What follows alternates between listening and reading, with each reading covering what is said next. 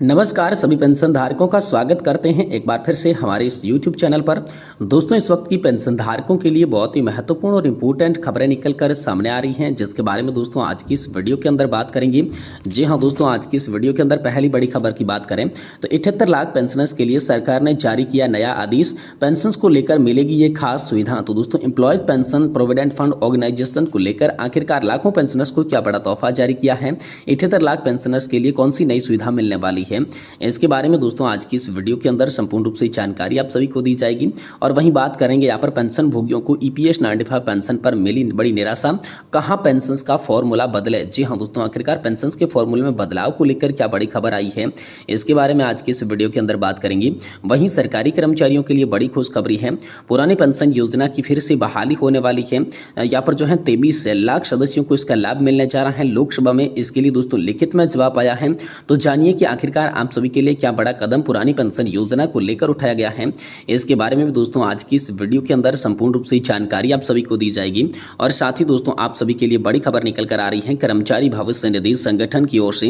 जी दोस्तों, अब बदलेगा ईपीएस 95 का फॉर्मूला, जाने कब तक होने वाला है इस पर अंतिम फैसला। तो आखिरकार कर्मचारी पेंशन योजना को लेकर फॉर्मूले में बदलाव को लेकर क्या बड़ी खबर आई है, क्या अंतिम फैसला निकल कर आया है, इसके बारे में भी आज की इस वीडियो के अंदर बात करेंगे।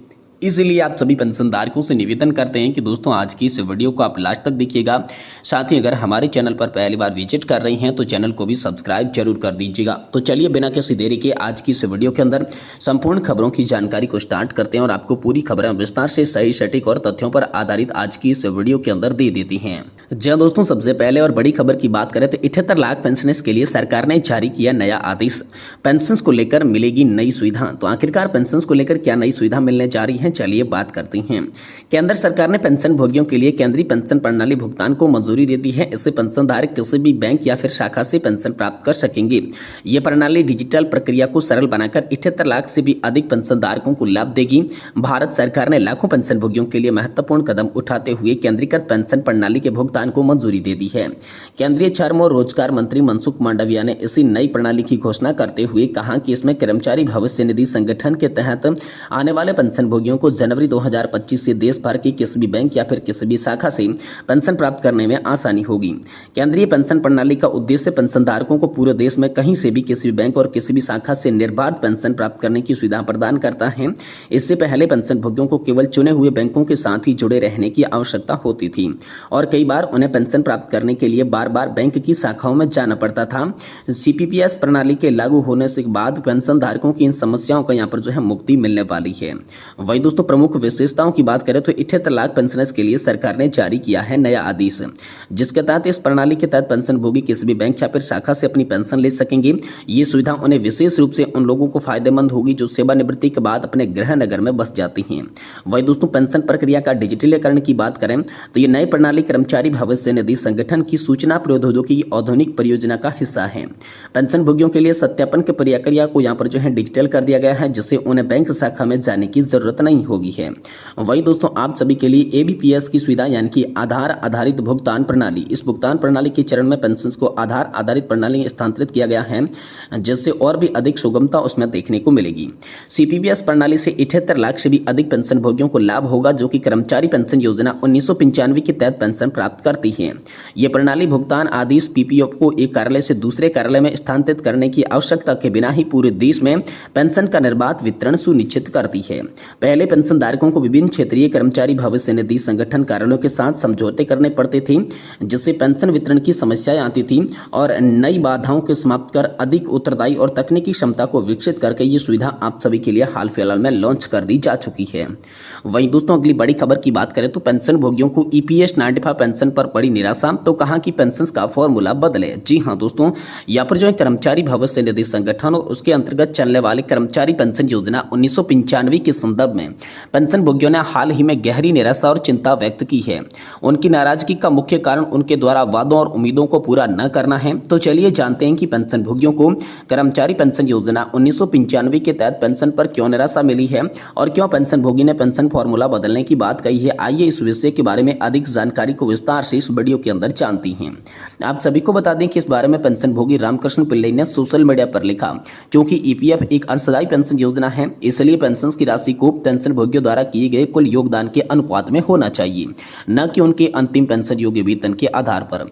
इससे पेंशन की विषमता को कम किया जा सकता है और सभी सदस्यों के लिए न्याय संगत पेंशन सुनिश्चित हो सकती है। कर्मचारी पेंशन योजना 1995 राष्ट्रीय संघर्ष समिति के रायपुर अध्यक्ष अनिल नामदेव के अनुसार आम बजट में पेंशन भोगियों की अपेक्षा स्पष्ट दिखाई देती है। उन्होंने बजट को खास बजट का, जो कि केवल अमीरों के हितों में होता है और आम आदमी के लिए महज दिखावटी व्यवस्था बनकर रह गया है। पेंशन भोगियों का कहना है कि हमारे जनप्रतिनिधि, जो कि अधिकांश करोड़पति या फिर अरबपति हैं, उन्हें आम आदमी की समस्याओं की समझ नहीं है। उनके लिए बजट का मतलब केवल अपनी संपत्ति और स्थिति को मजबूत करना है, न कि आम जनता के हितों की रक्षा करना। कर्मचारी भविष्य निधि संगठन और कर्मचारी पेंशन योजना 1995 के तहत पेंशन भोगियों की उम्मीदें और निराशाएं एक महत्वपूर्ण चर्चा का विषय है। ये स्थिति न केवल उनकी वित्तीय सुरक्षा के लिए प्रश्न उठाती है, बल्कि ये भी दर्शाती है कि समाज में एक बड़े हिस्से की आवश्यकता और अपेक्षा किस भी प्रकार से अनदेखी की जा सकती है।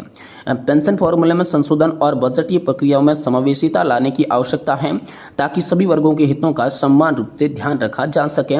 ये दोस्तों बड़ी अपडेट हाल फिलहाल में सभी पेंशन धारकों के लिए निकल कर सामने आई है। वही दोस्तों अगली बड़ी खबर की बात करें तो सरकारी कर्मचारियों के लिए बड़ी खबर है। जी हां दोस्तों, पुरानी पेंशन योजना की बहाली को लेकर बड़ी खबर है। ओपीएस के तहत 23 लाख सदस्यों को यहां पर लाभ मिलने वाला है। लोकसभा में इसके लिए लिखित आदेश जारी हो चुका है। तो कैसे आप सभी को यहां पर ओल्ड पेंशन योजना का लाभ मिलेगा, चलिए इसके बारे में विस्तार से जानकारी देते हैं। केंद्र सरकार ने हाल ही में एक बड़ा फैसला लिया है, जो कि लाखों सरकारी कर्मचारियों के लिए खुशखबरी लेकर आया है। सरकार ने एकीकृत पेंशन योजना यानी कि यूनिफाइड पेंशन स्कीम को मंजूरी दे दी है, जिससे लगभग 23 लाख केंद्रीय कर्मचारियों को फायदा होगा। ये नई योजना सेवानिवृत्ति के बाद कर्मचारियों को अधिक आर्थिक सुरक्षित और स्थिरता प्रदान करने के लिए बनाई गई है। इस नई योजना पेंशन योजना से मुख्य उद्देश्य कर्मचारियों की रिटायरमेंट के बाद एक निश्चित और भरोसेमंद पेंशन सुनिश्चित करना है। ये योजना मौजूद नेशनल पेंशन सिस्टम की कुछ कमियों को दूर करने और पुरानी पेंशन योजना यानी कि ओपीएस की कुछ अच्छी विशेषताओं को शामिल करने का प्रयास है। आइए इस नई व्यवस्था के बारे में विस्तार से जानते हैं, समझते हैं कि ये कैसे 23 लाख सरकारी कर्मचारियों के जीवन यापन में सकारात्मक बदलाव लाएगी। वही दोस्तों एकीकृत पेंशन योजना यानी कि यूपीएस एक नई पेंशन व्यवस्था है, जो कि केंद्र सरकार द्वारा अपने कर्मचारियों की शुरुआत की गई है। ये योजना मौजूद नेशनल पेंशन सिस्टम का एक विकल्प है और इसमें नए फायदे शामिल किए गए हैं। यूपीएस का मुख्य उद्देश्य सरकारी कर्मचारियों को रिटायरमेंट के बाद एक सुरक्षित और पर्याप्त पेंशन प्रदान करना है। यूपीएस के प्रमुख लाभों की बात करें तो 25 साल की सेवा पूरी करने वाले कर्मचारी को रिटायरमेंट के पहले के अंतिम 12 महीनों के औसत वेतन का 50% पेंशन के रूप में मिलेगा। वही दोस्तों 10 से 25 साल तक की सेवा के लिए सेवा अवधि के अनुसार आनुपातिक पेंशन भी दी जाएगी। कम से कम 10 साल की सेवा पूरी करने वाले कर्मचारियों को 10,000 रुपये प्रति माह की न्यूनतम पेंशन मिलेगी। कर्मचारी की मृत्यु के बाद उनकी पति या फिर पत्नी को मूल पेंशन का 60% पारिवारिक पेंशन के रूप में दिया जाएगा और वहीं सेवारत कर्मचारियों की तरह पेंशन धारकों को AICPI IW के आधार पर महंगाई भत्ते में राहत मिलेगी। साथ ही साथ ग्रेजुएटी के अलावा हर 6 महीने में सेवा के लिए 1 माह का वेतन यानी कि 1/10वां भाग एक मुफ्त राशि के रूप में मिलेगा। वहीं दोस्तों यूपीएस के प्रभाव और लाभार्थियों की बात करें तो लगभग 23 लाख केंद्र सरकार के कर्मचारी इस योजना का सीधे लाभान्वित होने वाले हैं। अगर राज्य सरकार इस योजना को अपनाती है तो लाभार्थियों की संख्या बढ़कर 90 लाख तक हो सकती है। ये योजना कर्मचारियों के रिटायरमेंट के बाद बेहतर वित्तीय सुरक्षा प्रदान करेगी। पारिवारिक पेंशन की व्यवस्था में कर्मचारी परिवार को भी यहाँ पर जो है सुरक्षा प्रदान करेगी। महंगाई राहत व्यवस्था में पेंशन धारकों की मुद्रास्फीति से बचाव भी मिलेगा। तो ये तमाम तरह के प्रभाव और लाभार्थियों के लिए जो है यूनिफाइड पेंशन स्कीम को लेकर निकलकर सामने आ चुके हैं। इसके बारे में दोस्तों आप सभी के लिए बड़ा अपडेट आया है कि जो कि जनवरी 2025 से ही आप सभी पर लागू होने वाली है। ये बड़ी खबर आप सभी पेंशन धारकों के लिए निकलकर सामने आ रही है।